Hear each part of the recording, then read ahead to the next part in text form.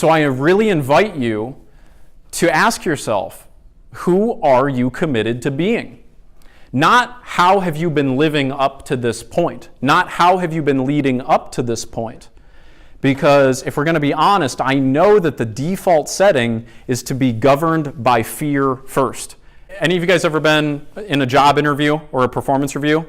Fantastic. So interestingly, you may not know it, but you might be feeling intimidated on your side of the desk. The person on the other side of the desk is feeling just as intimidated.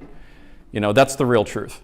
And when we're in these situations where we're trying to show up for somebody else, we're trying to be a leader, we're trying to direct somebody else, it feels strange, right? There's a real fear there, there's an honesty there, and that means that you care. You don't want to lose that to a certain extent.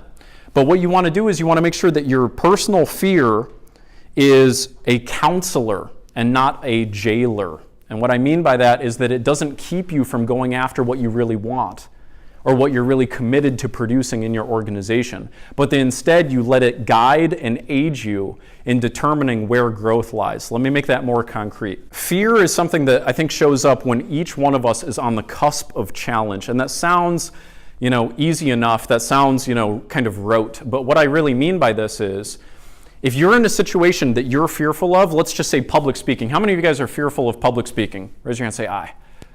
All right, well, hey, you just spoke publicly, so now you're done. But if you're fearful of public speaking, and let's say you've been put in that position where you've got to speak publicly no matter what, and you've got the butterflies, you've got the things going around, what that really means is you're on the cusp of a growth opportunity, right? What I would recommend you start to do is to redefine what fear means to you. I would recommend that you don't let fear become a signal to you that you need to retreat and go back to where it's comfortable. Instead, what I would say is that when you're on the cusp of fear, that means that you have no choice but to move through it. Because on the other side of that is personal growth. Like if you think of like an orb representing everything that you have the ability to do, every person you have the ability to influence or lead, when you're up against a situation that's making you feel fearful, it means that that experience lies outside of what you can currently control. So when you acknowledge the fear and you move through it, all of a sudden it expands. Your ability, your spirit, your ability to reach others, whatever the case is, it expands. Y'all get the metaphor?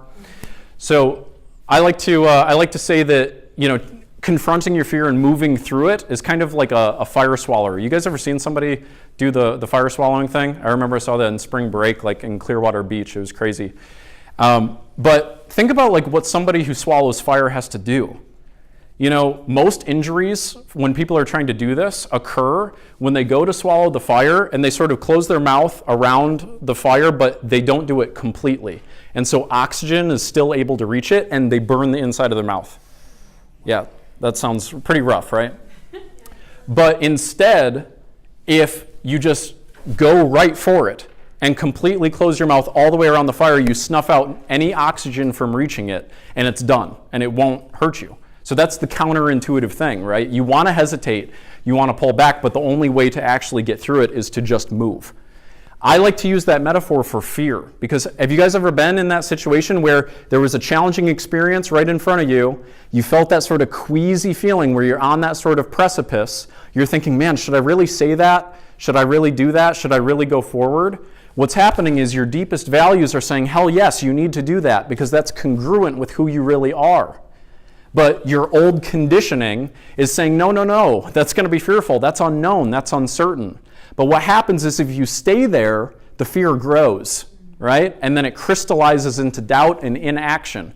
And then you don't get what you really want in your organizations. So what I think you've got to really be able to understand is, what the hell does fear mean? And are you going to redefine it in a way that serves you?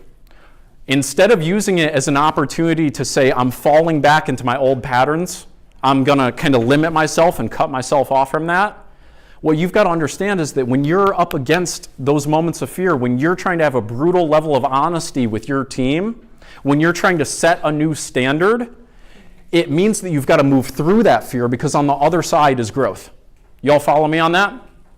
I think that's so profound, and if you get that one distinction alone, can completely change, the course of your leadership. And again, simple, not easy, right?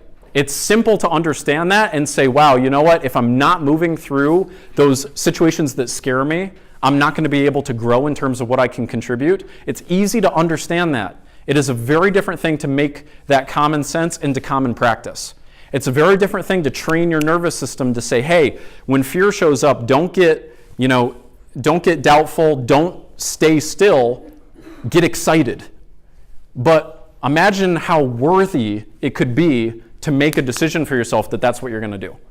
That whenever fear shows up, you understand this is calling on me to be something more. This is calling on me to give something more than I'm currently giving. That's the real opportunity that I think you have.